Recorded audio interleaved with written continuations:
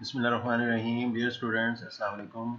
Today I am going to discuss with you and solve the exercise on cash budget. Cash budget के ऊपर जो हम एक topic पहले पढ़ चुके हैं उसकी हम एक एक्सरसाइज सॉल्व करेंगे. थ्योरेटिकली आप उसको अच्छे तरीके से अंडरस्टैंड कर चुके हैं और अब एक हम इजी एक एक्सरसाइज को लेते हैं और उसमें जो है उसके ज़रिए आपको अच्छे तरीके से समझ आ जाएगा कि how cash budget is prepared. Proforma जो है आप लोग पहले अंडरस्टैंड कर चुके हैं, उसको ज़रा दोबारा देख लीजिए, रिवाइज कर लीजिए. इस एक्सरसाइज को अंडरस्टैंड करने से पहले एक दफ़ा उस प्रोफॉर्मे को देख लें. हम पहले एक्सरसाइज को डिस्कस कर लेते हैं and then we will move towards a solution. Garden Depot is a retailer that is preparing its budget for upcoming fiscal year. Management has prepared the following summary of its budgeted cash flows. तो budgeted cash flows आपको पता ही है कि cash budget जो है वो prepare होता है जिस वक्त हमारे पास सेल्स बजट हो, प्रोडक्शन बजट हो, फिर मैन्युफैक्चरिंग कॉस्ट बजट्स हो वगैरह वगैरह. इस तरह के तमाम बजट्स जब हमारे पास ऑपरेशंस से रिलेटेड तमाम बजट्स प्रिपेयर्ड हों उसके बाद फिर हम जो है ये कैश बजट प्रिपेयर करते हैं. और टोटल कैश रिसीट्स और टोटल कैश डिसबर्समेंट्स जो हैं ये भी हमारे पास अवेलेबल होती हैं. जब कभी कैश बजट का एक ज़्यादा डिफ़िकल्ट और कॉम्प्रिहेंसिव सिनेरियो होगा तो आपको शायद ये टोटल कैश रिसीट्स और कैश डिसबर्समेंट्स भी कैलकुलेट करना पड़ेंगी, but that would be a very comprehensive scenario. But here it is not a very comprehensive scenario. You have been given the total cash receipts and total cash disbursements, so it is very easy. So this exercise is an attempt to make you understand the pro forma of the cash budget. So let's see. There are total cash receipts and total cash disbursements of the 4 quarters are given. Then important things are where to start is the company's beginning cash balance. आपको जो है company का beginning cash balance भी provide किया गया है for the upcoming physical year.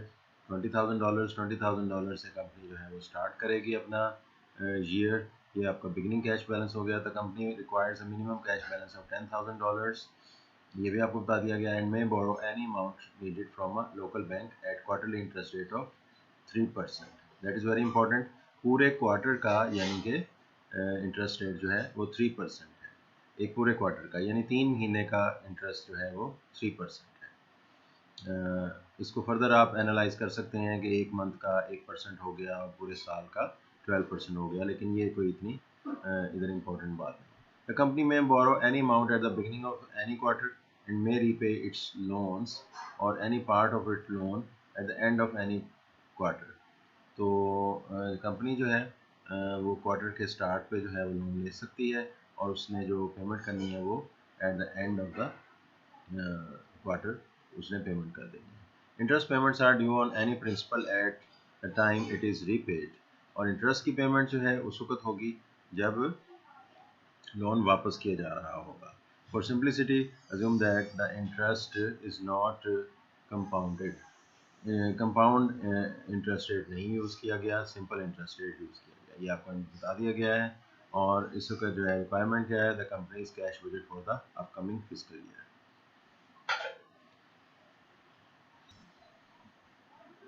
Let's move on to the solution of the exercise. So this is Garden Depot and the cash budget is prepared for the 4 quarters and there is a total column as well. Total column में आप देख रहे हैं कि उसके लिए word year इस्तेमाल कर दिया गया. प्रोडक्शन बजट में एक चीज़ मैं आपको पहले क्लियर कट बता चुका हूँ. यहाँ पे भी तकरीबन वही चीज़ लगेगी कि जब एक साल के 4 क्वार्टर है उसको 4 हिस्सों में डिवाइड कर दिया गया तो उसका बिगनिंग पूरे ईयर का जो बिगनिंग होगा वो पहले क्वार्टर का बिगनिंग होगा. मतलब cash balance beginning cash balance की बात हो रही है तो आप लोग देख रहे हैं कि फर्स्ट क्वार्टर का जो बैलेंस है वही जो है पूरे ईयर का भी बिगनिंग बैलेंस है. और अगर पूरे ईयर के एंडिंग बैलेंस की बात कर रहे हो तो वो फोर्थ क्वार्टर का एंडिंग बैलेंस होगा. तो ये खैर दरमियान में एक बात आ गई. अब हम वापस आते हैं अपने परफॉर्मा की तरफ.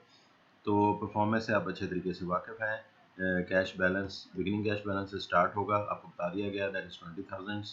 Total cash receipts first quarter की you have been told. Total cash available हो गया 200,000.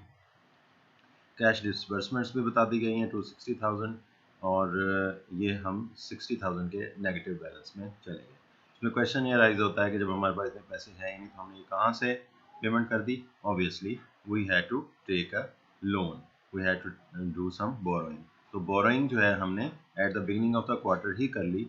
ये अज्यूम किया जाएगा क्योंकि हमें जो है ये सिचुएशन के अंदर, सिनेरियो के अंदर बता दिया गया कि borrowing is assume to be taken at the beginning of the quarter और जो है repayment is at the end of the quarter. जब भी आप कंपनी का इरादा है तो जब वो इसको वापस करना चाहेगी तो वो क्वार्टर के एंड पे ही वापस होगा, और अगर उसको लोन को लेना चाहेगी तो वो क्वार्टर के स्टार्ट पे ही ले सकती है।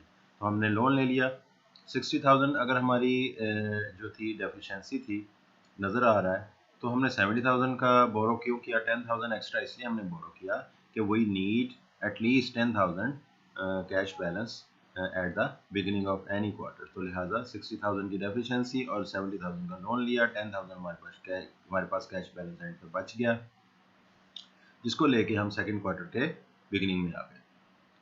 फिर इसी तरह वो सारा प्रोसेस रिपीट किया और जो है हमारे पास इस मरतबा कुछ अच्छा कैश इनफ्लो था तो डिस्बर्समेंट्स कुछ कम थी, तो हमारे पास एक्सेस अमाउंट 110,000 आ गई।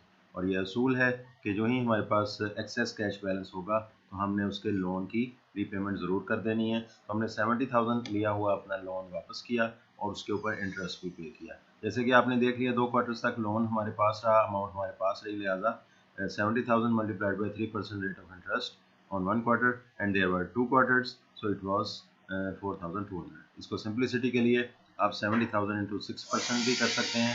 तो जैसे कि मैंने आपको एक्सरसाइज की रीडिंग के दौरान बताया 1 मंथ का 1%, तो 6 मंथ्स का जो है 6% हो गया। एनी हाउ जिस भी तरीके से करें 4200 आ जाता है। तो इस तरह से हमने 74,200 की रीपेमेंट की, जो है इस तरीके से लोन की पेमेंट की। दूसरे क्वार्टर के एंड पे फिर भी हमारे पास 35,800 बच गए। We took 35,800 ending balance of the cash and took to the beginning of the third quarter. Receipts disbursement plus minus की और फिर अगेन हमारे पास एक्सेस आ गया 25,800। We took it to the fourth quarter and so on. इस तरीके से हम चलते रहे। अब हम तमाम चीज़ों का टोटल करने लगे हैं तो वही बात आपके सामने मैं पेश करूँगा कि beginning of the year will be taken from beginning of the first quarter and ending of the year will be taken from ending of the last quarter। और उसके बाद स्टेप बाय स्टेप देख लें। Total cash receipts first, second, third और fourth की cash receipts को आपने horizontally add करना है और ईयर में पुट कर देना है 950,000। बिगिनिंग बैलेंस ऐड किया 970,000। इसी तरह टोटल डिसबर्समेंट्स को हॉरिजॉन्टली ऐड करना है और ऐड करके ईयर के नीचे देना है। इस तरीके से 970,000 में से 950,000 माइनस किया तो हमारे पास 20,000 एक्सेस आ गया और 70,000 फिर लोन लिया ओवरऑल और ये रीपेमेंट की और रीपेमेंट्स के बाद हमारे पास नेट कैश 15,800 बच गया। तो that's all about our exercise. तो इस तरीके से हमने जो है इसको कैश बजट को प्रिपेयर किया। वेरी सिंपल है, आप इसको परफॉर्मेंस को ज़रा जहन में रखें और इसको कैलकुलेशंस को अपने हाथ से ज़रा परफॉर्म करें तो आपको कैश बजट बनाना बहुत इजी हो जाएगा। एक अब आपने थ्योरेटिकली भी इसको अंडरस्टैंड कर लिया, एक एक्सरसाइज देख ली। Now you are in a position to attempt any exercises on cash budget. So that's all about the cash budget exercise, and inshallah we will be meeting in a next lecture on another topic inshallah. Till then, Allah.